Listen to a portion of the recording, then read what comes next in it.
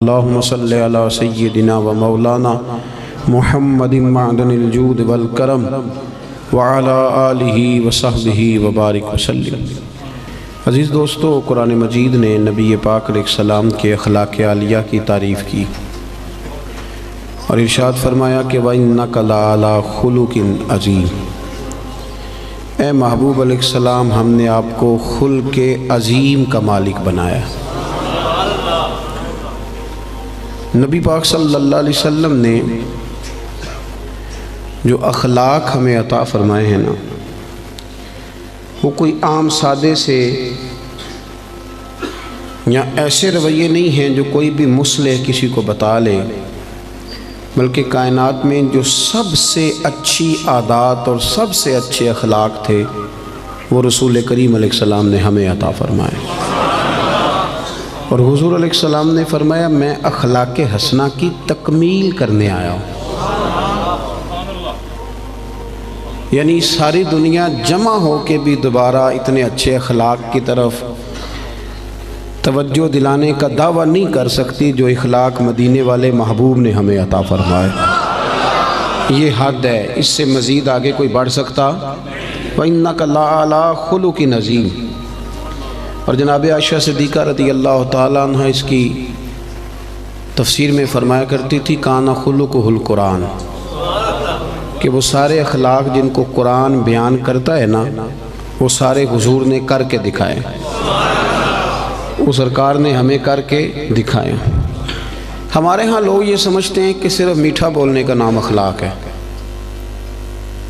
حالانکہ اخلاق اعلیٰ حضرت نے خلق کا ترجمہ خو کیا ہے، یعنی عادت۔ اچھے اخلاق بنیادی طور پہ اچھی عادات کو کہتے ہیں۔ لوگ سمجھتے ہیں کہ صرف شاید میٹھا بولنے کا نام، یہ بھی اخلاق کا ایک حصہ ہے، لیکن ایک حصہ ہے۔ میٹھا بولنا کل اخلاق نہیں۔ میٹھا تو آپ کو پتہ ہے لوگ اپنے مطلب کے لیے بھی بولتے ہیں، میٹھا تو لوگ مطلب کے لیے بھی بولتے ہیں۔ جہاز کا جو عملہ ہوتا ہے ان کی بڑی بڑی تگڑی تنخواہیں ہوتی ہیں، بڑی بڑی، تو ان میں سے جو آدمی 2 لاکھ روپیہ مہینہ لیتا ہے اسے پتہ ہوتا ہے کہ یہ بندہ 15,000 کی ٹکٹ لے کے بیٹھا ہوا ہے، لیکن وہ جتنی مرضی تلخی کرے ان کی ٹریننگ ہوتی ہے کہ تم نے تلخ نہیں بولنا، یہ ٹریننگ ہوتی ہے۔ بلکہ چلیں اس سے زیادہ کھول کے بات عرض کرتا ہوں، آپ یہ اپنے شہر میں کسی کپڑے والی دکان پہ چلے جائیں تو سیل مین سے کہیں کہ ایک سوٹ دکھائیں تو وہ آپ کو دکھائے گا، نہیں یہ نہیں مجھے پسند تو وہ دوسرا تھان کھول لے گا، یہ بھی نہیں پسند تو وہ سارے کھول کے لے آئے گا۔ آپ آنے لگیں گے تو کہے گا انکل ذرا ٹھہریے، میں نے کچھ پیچھے بھی رکھے ہوئے، وہ بھی کھول کے لائے گا۔ پھر بھی آپ نے کہہ دیا کہ نہیں تیرے پاس وہ ہے ہی نہیں یار، تو نے میرا وقت ضائع کیا، تو پھر بھی بد اخلاقی نہیں کرتا وہ، بلکہ آپ سے کہتا ہے اگلے ہفتے آئیے گا، نیا مال بھی آنا ہے۔ لیکن جب آپ نیچے اترے سیڑھیوں سے تو اس نے پیچھے سے کہا کہ ایک جوڑا اس نے لینا ہوتا ہے اور نخرہ دیکھو کتنا ہے، تو آپ کا کیا مطلب ہے؟ یہ بندہ اخلاق والا ہے؟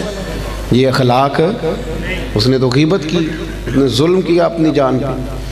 لوگ سمجھتے ہیں کہ فقط میٹھا بولو، یعنی آپ میٹھے بولتے جائیں باقی جو مرضی کرتے جائیں۔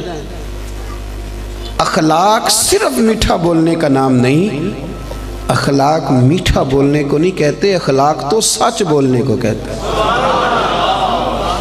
سچ بولنا اور اس سچائی میں پھر مٹھاس پیدا کرنا، پھر اس کا نام حسن اخلاق ہے۔ سچ بولنے کا نام اخلاق ہے، خودداری کا نام اخلاق ہے، عزت نفس کا نام اخلاق ہے۔ عزیز دوستو، دیانتداری کا نام اخلاق ہے۔ نبی کریم صلی اللہ علیہ وسلم نے نا ہمیں بلند اخلاق سکھائے، بلند اخلاق۔ آج جن چیزوں کی بہت زیادہ ضرورت ہے ان میں سے ایک چیز ہے خودداری، عزت نفس۔ یہ دولت بے بہا ہے۔ حضرت حکیم بن حزام رضی اللہ تعالیٰ عنہ فرماتے ہیں کہ ہم کچھ لوگ نبی پاک صلی اللہ علیہ وسلم کی بارگاہ میں حاضر ہوئے تھے، حضرت عبد الرحمن ابن عوف بھی ان میں شامل تھے۔ ہم جب حاضر، یہ سیاستہ کی روایت ہے، کہتے ہیں جب ہم حاضر خدمت ہوئے تو حضور نے فرمایا میرے ہاتھ پہ بیعت کرو، تو ہم نے اس کی حضور ہم تو پہلے بیعت کر چکے، بیعت اسلام تو ہو چکی۔ حضور نے دوبارہ فرمایا بیعت کرو۔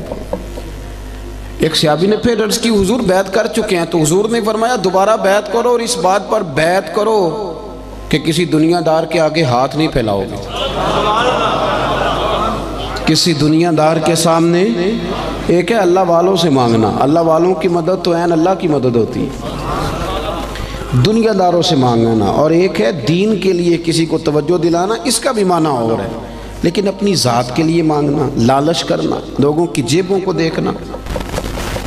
ہمارے نوجوان سارے تلاش کرتے پھرتے ہیں، وہ میری لندن والی پھوپھی مہربان ہو جائے تو میرا کام بن جائے گا، کبھی میرا امریکہ والا ماموں مجھے لے جائے تو میں بچ گیا۔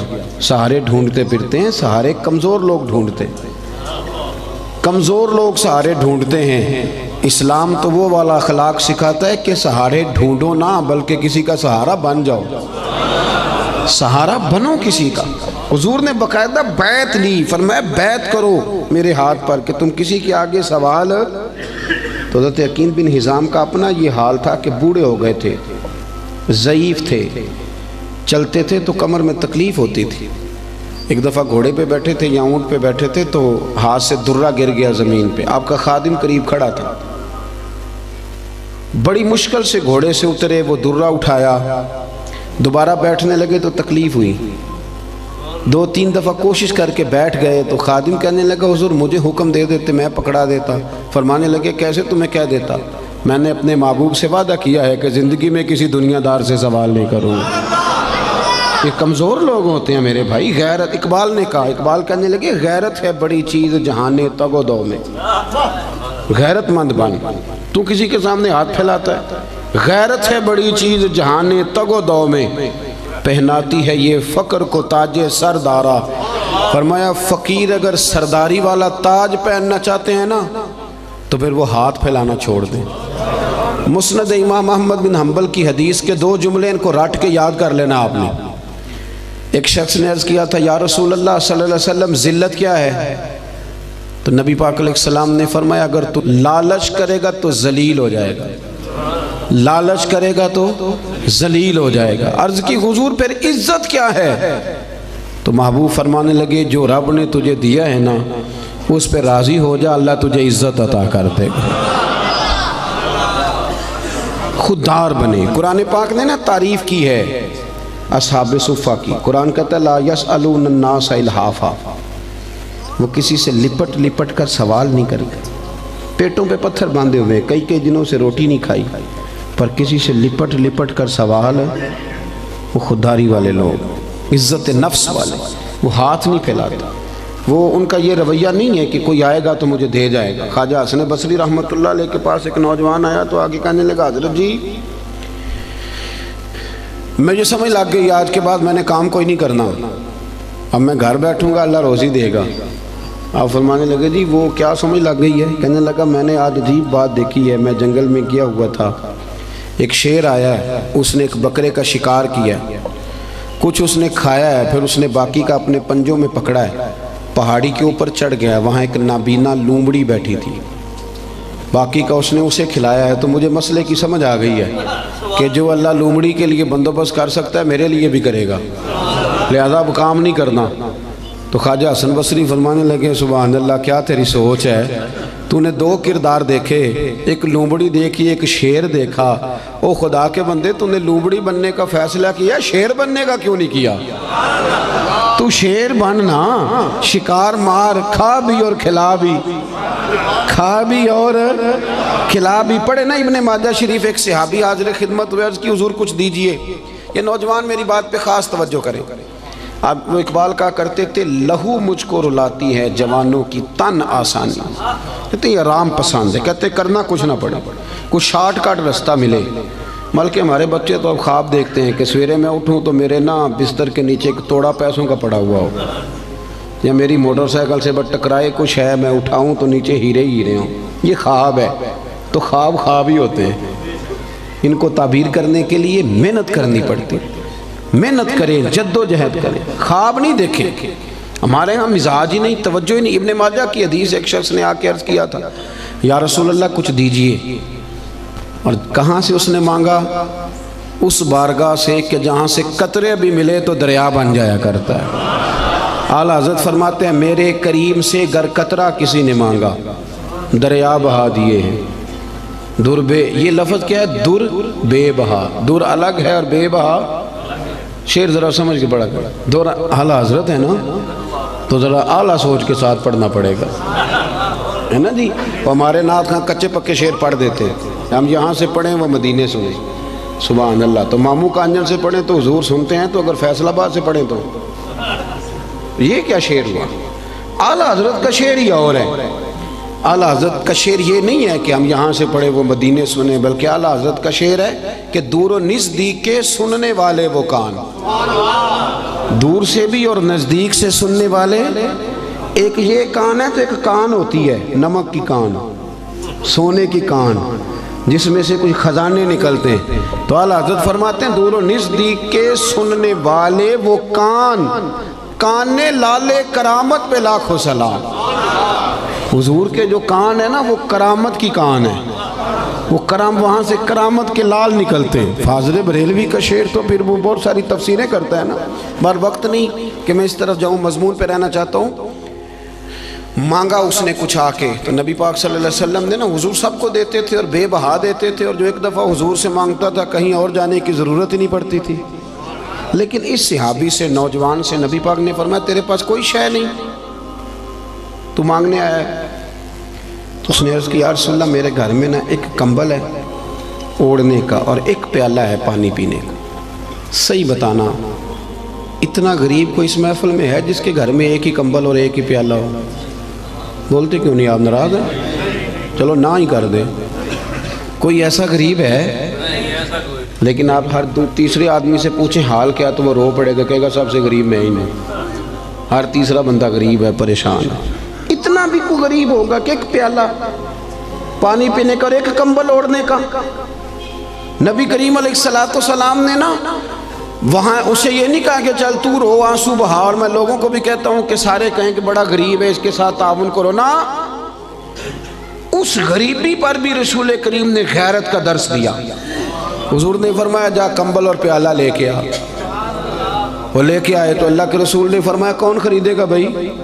एक सहाबी ने अर्ज़ की हुजूर 1 दिनार, दूसरे ने कहा 2 दिनार। हुजूर ने 2 दिनार वाले को कंबल और प्याला भी बेच दिया। उसने नहीं कहा कि हुजूर 2 ही चीज़ें थी वो भी बेच देने लगे हो। हुजूर ने बेच दिया और उससे फरमाया जा 1 दिनार की रोटी ले जा और 1 दिनार का ना कुल्हाड़ा खरीद के ला। कुल्हाड़ा, नौजवानों इधर देखो मेरी तरफ, दुनिया में कोई पेशा बुरा नहीं, झाड़ू मार के भी रोटी खाना बुरा नहीं, रेड़ी लगाने वाला तो बड़ा बाइज्जत आदमी होता है। एक ही पेशा बुरा है, वो है किसी के सामने हाथ फैलाना, बाकी कोई शय बुरी नहीं। करीम रसूल सल्लल्लाहु ताला अलैहि वसल्लम ने फरमाया कुल्हाड़ा खरीद के ला।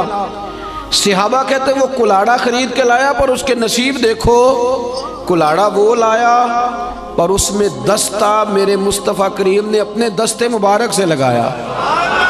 और हुजूर ने उसे फरमाया चल ना जंगल में लकड़ियाँ काट, खा भी और खिला भी, पहन भी, और फरमाया 15 दिन मुझे नजर ना आना, यानी फर्ज नमाज के लिए आना, उसके अलावा यहाँ ना आना, जा काम कर।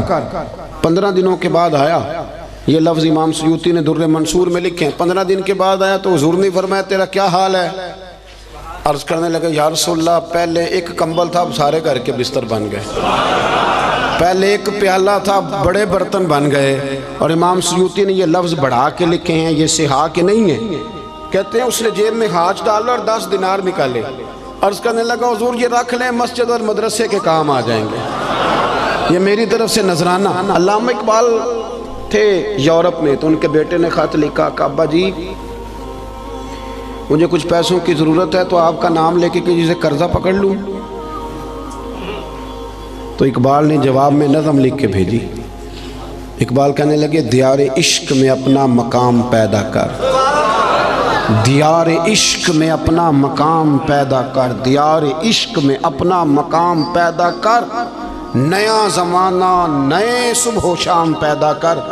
खुदा अगर दिल फितरत शनास करे अता तुझको, तो फिर सुकूत लाला गुल से कलाम पैदा कर। और इकबाल कहने लगे पुत्र मेरा तरीक अमीरी नहीं फ़कीरी है, खुद ही न बेच गरीबी में नाम पैदा कर, खुद ही न बेच गरीबी में کس میں؟ یہ نوجوان کیوں نہیں بولتے جن سے میں بات کر رہا ہوں؟ غریبی میں نام اعلیٰ حضرت فاضل بریلوی کا جو مدرسہ ہے نا بریلی شریف میں، وہ آج بھی چھوٹا سا ہے. یہ تھوڑا سا کرنی پڑتی ہے محنت شنت. تو بڑے خوددار آدمی تھے. کسی نے کہا بہت بڑے شاعر ہیں. نان پارہ ایک ریاست ہے انڈیا کی. اگر نان پارہ کے نواب کے لیے 2-3 شعر لکھ دیں تو مدرسہ بن جائے گا. تو اعلیٰ حضرت کہنے لگے چلو کوئی حرج نہیں، لکھ دیتے ہیں. یہاں تقریریں بکتی نہیں، نعتیں بکتی نہیں، یہاں بڑا کچھ نہیں ہوتا نیلام. تو 2 شعر لکھ دیں. کہنے لگے لکھ دیتے. کیا خوبصورت شعر لکھے. کہنے لگے کروں مدح اہل دول رضا اور پڑے اس بلا میں میری بلا، میں تو گدا ہوں اپنے کریم کا، میرا دین پارا ہے نان. اعلیٰ حضرت کے چھوٹے بیٹے تھے حضور مفتی اعظم ہند مولانا مصطفیٰ رضا خان صاحب. علامہ ارشد القادری ایک بہت بڑے عالم گزرے ہیں. وہ جمشید پور میں رہتے تھے. کہتے میں نے ان کو بلایا اعلیٰ حضرت کے صاحبزادے کو محفل پہ. تو جب جانے لگے نا تو میں نا لفافے میں کچھ رقم رکھ کے بطور نذرانہ دینے لگا. نذرانہ سنت ہے، یہ تحفہ ہے. کہتے ہیں حضور مفتی اعظم نے مجھ سے پوچھا یہ کیا ہے؟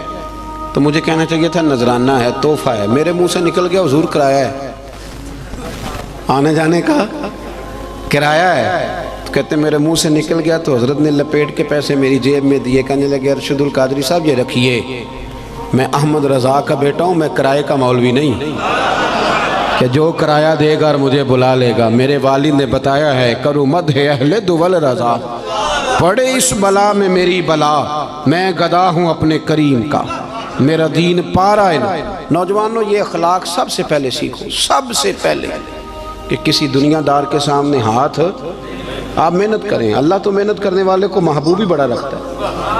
آپ مشقت کریں. آپ دیکھیں رب کتنے رستے کھولتے. اور ایک اور بات، جو لوگ سیڑھیوں سے چلتے ہیں نا، بے ساکھیوں سے، انہیں پیروں پہ چلنا ہی نہیں آتا.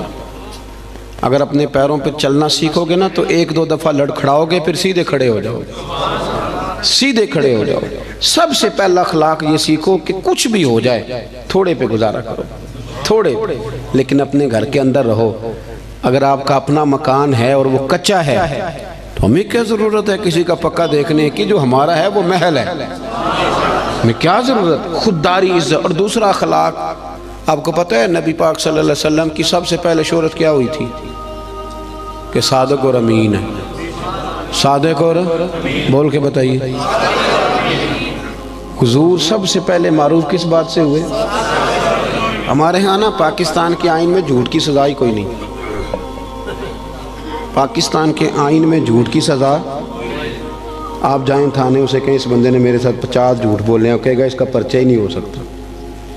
اور جھوٹ اتنا عام ہو گیا ہے، غلط بیانی، جھوٹ. اور وہ طے کر کے بولتے ہیں لوگ جھوٹ، طے کر کے. یعنی شادی کارڈ پہ جان بوجھ کے لکھتے ہیں کہ 12 بجے کھانا ہے، کھلاتے ہیں 12 بجے. کیوں لکھتے ہیں؟ یہ جھوٹ نہیں؟ کیوں آپ نے جھوٹ لکھا؟ پھر اس کے ساتھ آپ نے انشاءاللہ کا جملہ بھی استعمال کیا. کیا ضرورت تھی اس کی؟ اتنا جھوٹ. ایک بچہ مجھے کہنے لگا حضرت صاحب میری اماں سے کہہ دے کہ اس دفعہ میں ضرور لے کے جاؤں گا عمرے پہ. تو میں نے کہا بھی آپ کی اماں ہے، آپ کہہ دیں. کہنے لگے میں نے 15 دفعہ پہلے بھی وعدہ کیا عمرے پہ بھیجنے کا. اب میری ماں میرا یقین ہی نہیں کرتی. ہمارے گھر میں سب سے بڑی لڑائی بھلا کیا ہے؟ بی بی کہتی ہے کہ روٹی روزی کا مسئلہ نہیں، مجھے اعتبار ہی نہیں کہ یہ سچ بولتا ہے کہ جھوٹ بولتا ہے. ہم نے اعتبار ضائع کر لیا، اعتبار ضائع ہو گیا، لوگ یقین کرنے کو تیار نہیں. وہ حضور کا اخلاق جس سے میرے رسول پاک نے آغاز فرمایا، جس سے حضور کی تعریف ہوئی، سچ بول. پڑھے نا ابو داؤد شریف، ایک صحابی نے کہا تھا یا رسول اللہ مومن بزدل ہوتا ہے؟ حضور فرمانے لگے ہو جاتا ہے کبھی کبھی. اس نے کہا یا رسول اللہ مومن کنجوس بھی ہوتا ہے؟ فرمایا کر لیتا ہے میرا مومن کبھی کبھی کنجوسی بھی. ایکون المؤمن کاذبا قال لا، او کما قال صلی اللہ تعالی علیہ وسلم. اس شخص نے عرض کہ یا رسول اللہ کیا آپ کا کلمہ پڑھنے والا جھوٹ بھی بولتا ہے؟ تو میرے محبوب فرمانے لگے مومن سارا کچھ ہو سکتا ہے، جھوٹا نہیں ہوتا. سچے نبی کے ماننے والے جھوٹ بولتے، بددیانتی کا مظاہرہ کرتے. تو اتنا جھوٹ بولا. اور سنیں ترمذی شریف، جاگ رہے ہیں آپ لوگ؟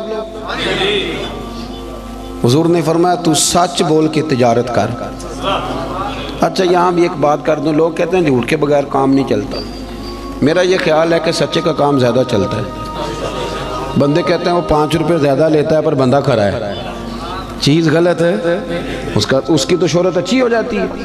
ترمذی شریف کے لفظ ہیں، اللہ کے حبیب صلی اللہ علیہ وسلم نے فرمایا تو سچ بول کے تجارت کر، اللہ سچے تاجر کو قیامت کے دن نبیوں کے ساتھ جگہ عطا فرمائے گا. لیکن لوگ جھوٹ بولتے ہیں اور بڑا تگڑا کر کے بولتے ہیں، بددیانتی کرتے ہیں، اور چھوٹی چھوٹی سی، یعنی کبھی کبھی نہ شرم آتی ہے جب بڑے ذمہ دار ادارے کا آدمی 200 روپیہ رشوت لیتا ہے نا، تو شرم آتی ہے کہ یار اس کو ڈسکس بھی کریں گے اب ہم، یعنی اتنا نیچے اتر جائیں گے. حد ہوتی ہے کوئی کسی چیز کی، اتنا نیچے اتر کے ہم بددیانتی کریں گے. آپ کو پتہ ہے کہ جس رات میرے رسول کریم علیہ السلام نے ہجرت کی تھی وہ رات کتنی خطرناک تھی. اہل مکہ نے ایک پوری سازش رچی تھی، ہر قبیلے کے ایک آدمی کو تلوار دی تھی، ہر قبیلے کے، تاکہ حضور کو مل کے اگر شہید کیا جائے تو کسی ایک قبیلے پر الزام نہ آئے. ہر قبیلے کا بندہ آیا تھا، چاروں طرف سے گھر کو گھیر لیا. وہ طے کر کے آئے تھے کہ معاذ اللہ ثم معاذ اللہ حضور کو شہید کریں گے. وہ شہید کر رہے ہیں، توجہ ہے میری بات پر. اور سرکار حضرت مولا علی شیر خدا سے فرما رہے ہیں کہ تو میرے بستر پہ لیٹ جا، سویرے لوگوں کی امانتیں واپس کر کے آ جانا. محققین کہتے ہیں کہ وہ امانتیں بھلا کن لوگوں کی تھیں؟ جو باہر تلواریں لے کے کھڑے تھے. مجھے سچ بتاؤ کہ جس بندے سے میں نے لینا ہو لاکھ روپیہ وہ عمرے پہ جانے لگے، حالانکہ مجھے پتہ ہے کہ 20 دنوں میں 28 دنوں میں لوٹ آئے گا، تو میں اسے جانے دیتا ہوں. میں کہتا ہوں پہلے میرے پیسے رکھ. آپ ذرا اس بات کو اس کو عام نہ لیجئے گا، ذرا اس کی گہرائی دیکھیں کہ آپ ایک بندے کو شہید کرنے لگیں، آپ اس کا خاتمہ کرنے لگیں اور آپ کے پیسے اس کے گھر میں پڑیں. انوکھی بات نہیں. اخنس بن شریک سے ابو سفیان کہنے لگے کہ سنا تیرے بھی پیسے وہاں پڑے ہیں، تو شہید کرنے آ گیا تو پیسے تو لے لینے تھے. تو اخنس بن شریک کہنے لگا ابو سفیان چپ کر، بات کا تجھے بھی پتہ ہے اور بات کا مجھے بھی پتہ ہے. وہ باہر سے نہیں آئے، یہیں پیدا ہوئے، یہیں جوان ہوئے، ہمارے سامنے ان کی کن پٹیوں پہ بال سفید آئے. جانتا تو بھی ہے اور پتہ مجھے بھی ہے، مخالفت جتنی مرضی کریں پر یہ تو ہمیں پتہ ہے نا کہ وہ دنیا سے چلے بھی گئے تو ہماری امانتیں پھر بھی ضائع نہیں ہوں. آپ کیا بات کرتے ہیں صاحب؟ تیری صورت تیری سیرت زمانے سے نرالی ہے اور تیری ہر ایک ادا پیارے ادائے بے مثالی ہے. میرے عزیز اتنی بڑی بات کہ پیسے گھر میں پڑے، تو ان کا یہ دعویٰ ہے کہ وہ شہید بھی ہو گئے تو ہماری امانتیں ضائع. لیکن یہاں کیا حال ہے؟ بڑا سیانہ بندہ، بڑا سیانہ کہتا تیرا بیانہ گیا، ختم، چھٹی. کس حساب سے رکھ لیا آپ نے بیانہ؟ کس مفتی سے فتویٰ لیا؟ لیکن چھوٹی چھوٹی چیزوں میں بددیانتی، جھوٹ، دغا، فریب. اور آپ یقین کریں کوئی فائدہ نہیں ہوتا، لوگ پھر بھی جھوٹ بولتے ہیں، مذاق میں جھوٹ بولتے ہیں، جھوٹی کہانیاں سناتے ہیں. چھوڑیں، مہینہ چل رہا ہے سیدنا ابو بکر صدیق کا. حضرت ابو بکر صدیق رضی اللہ تعالیٰ عنہ نا نبی کریم صلی اللہ علیہ وسلم کو لے کے نا غار ثور پہ تشریف لے گئے. آج جب حاجی جاتے ہیں نا وہاں زیارت کے لیے تو رستے میں نا 5-6 جگہ سٹے کا مقام بنا ہوا ہے. چائے پیتے ہیں، بوتل پیتے ہیں، پھر بھی واپس آ کے ڈینگے مارتے ہیں کہ میں چڑھ گیا تھا جی، میں ہو آیا ہوں جی، میں تو یوں گیا اور یوں آیا.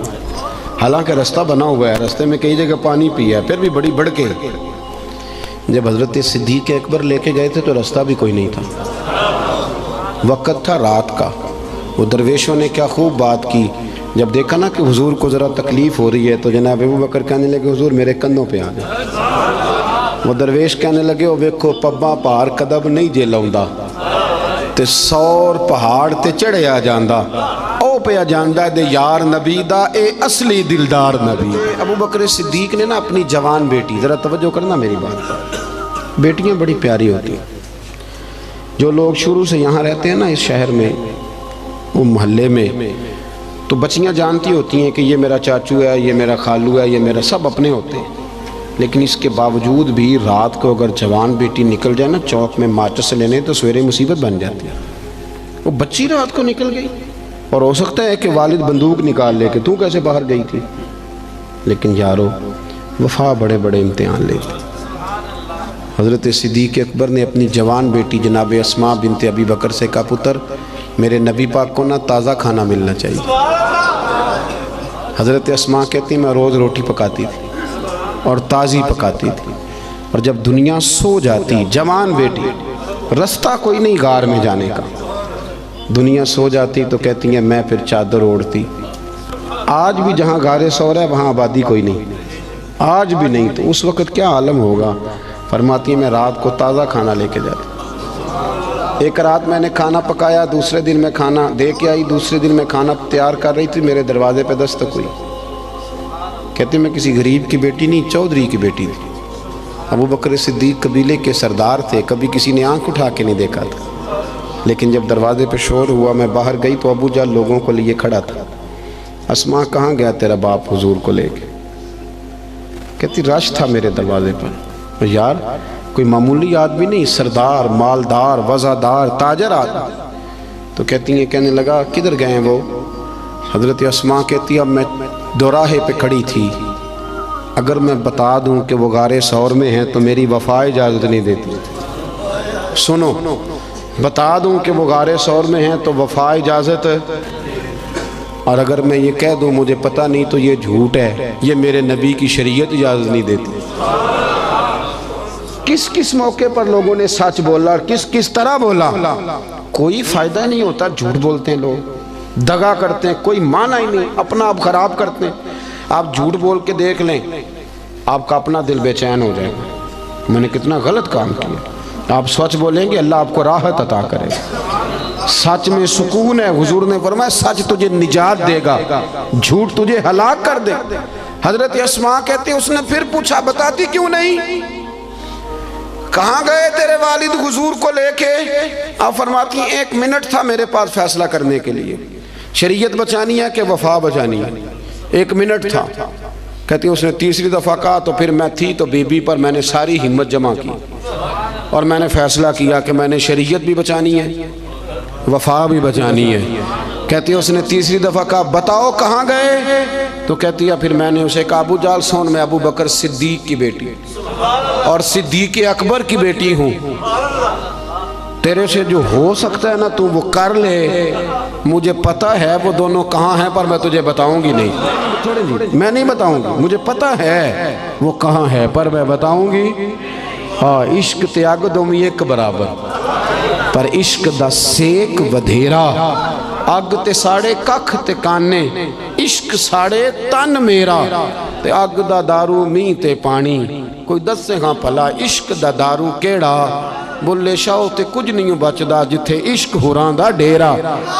فرمایا دونوں چیزیں بچانی ہیں۔ میں نے فوراً کہا، میں نے کہا مجھے پتہ ہے پر میں بتاؤں گی۔ کہتے ہیں جب میں نے یہ کہا تو اسے بڑا غصہ آیا، اس نے ایک تھپڑ مارا، زمین پہ گری، کان میں بالی تھی، پتھر کو لگا کان تو کان پھٹ گیا۔ کہتی میں سردار کی بیٹی تھی، میں کو کسی چھوٹے آدمی کی تو نہیں تھی نا۔ جب کان پھٹا تو لوگوں نے ابو جال کو پکڑا، ادھر آ تو بچیوں کے منہ لگتا ہے، خیال کر، لوگ اسے لے گئے۔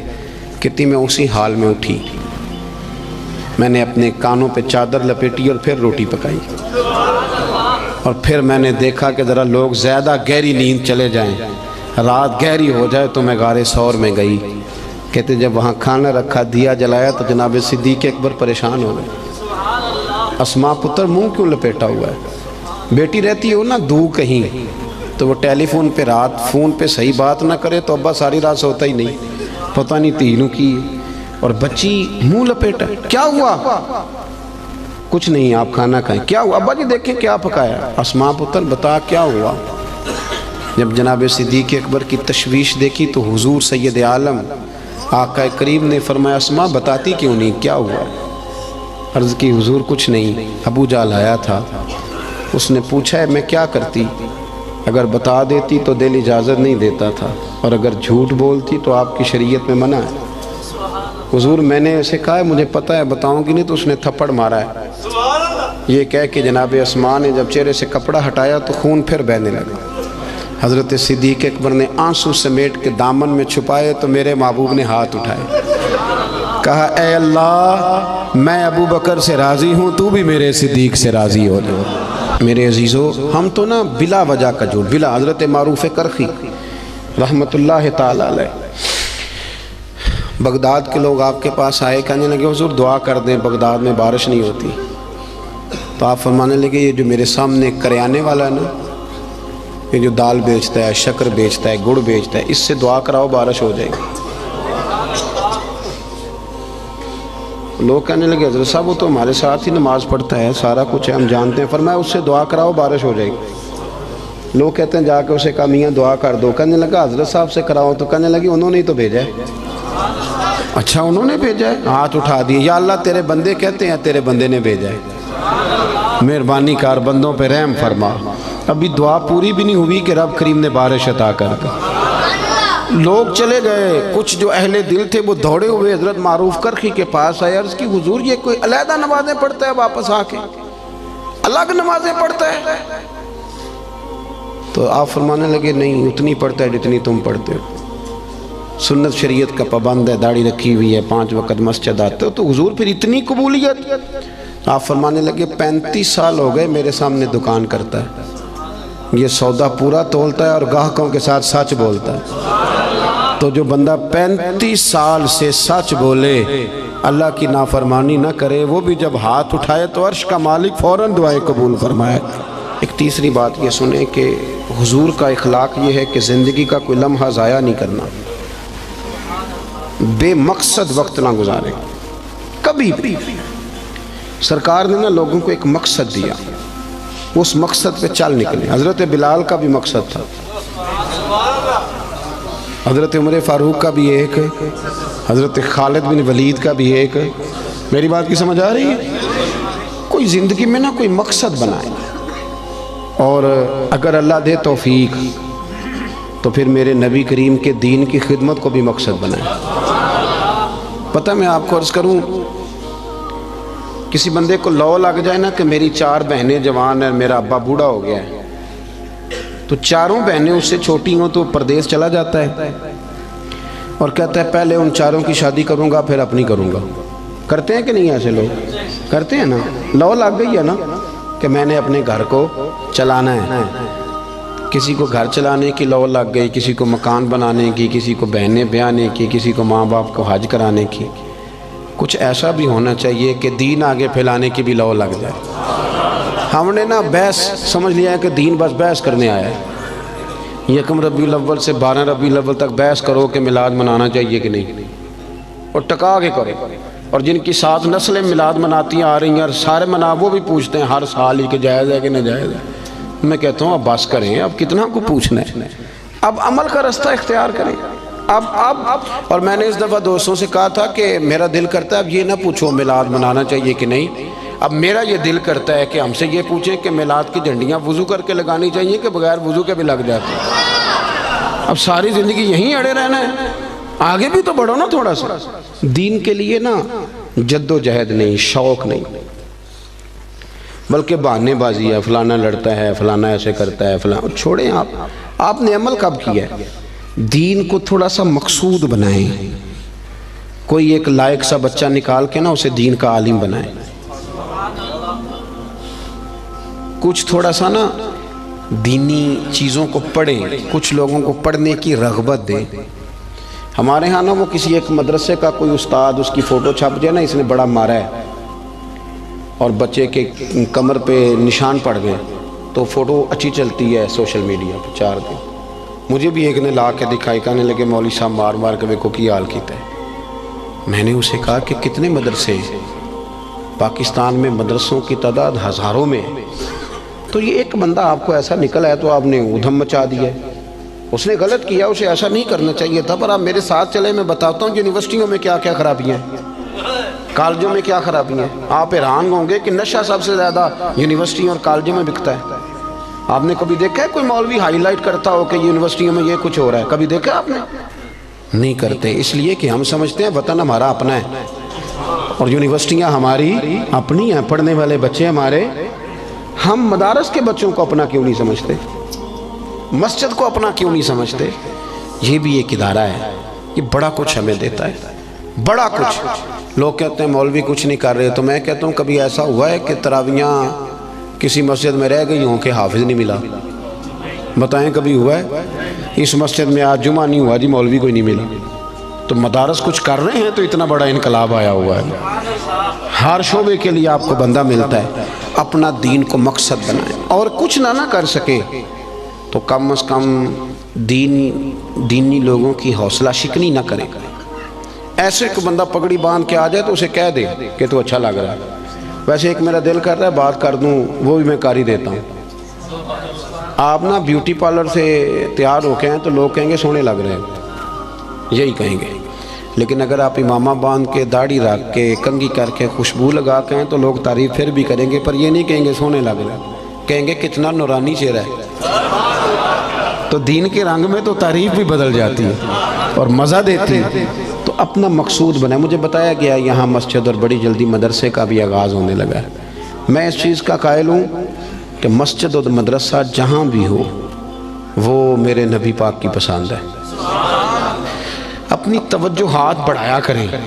انسانوں میں غلطیاں ہوتی ہیں. مسجد و مدرسوں میں رہنے والے لوگ فرشتے نہیں ہوتے, انسان ہوتے ہیں. تو غلطیاں جہاں ہوتی ہیں ان کو صحیح کیا جاتا ہے, غلطیوں کی مخالفت شروع نہیں کی جاتی. اس مدرسے کو, اس مسجد کو آپ نے توجہ دینی ہے. توجہ. میرے پاس نا میرے کچھ مریدین جو لاہور سے تعلق رکھتے ہیں وہ سارے آئے ہوئے تھے, کچھ دن ہو گئے. وہ کافی سارے لوگ تھے تو کچھ وظائف کی بات چیت چل رہی تھی. تو میں نے انہیں کہا بھی تمہارا ایک وظیفہ میں نے اور بڑھا دیا. وہ پیر صاحب وہ کیا؟ میں نے کہا آپ جس محلے سے آئے ہیں نا, آپ نے ہر جمعے اپنے محلے کی مسجد کی صفائی کرنی. یہ ہمارا وظیفہ ہے, اس کو آپ نے پڑھنا ہے. اور مسجد کے انتظامی معاملات میں مداخلت نہیں کرنی. امام خطیب کمیٹی کیا کر رہی ہے اس سے سروکار نہیں. مسجد کی صفائی کریں, آپ کر کے دیکھیں, اللہ آپ کو سکون عطا کرے گا.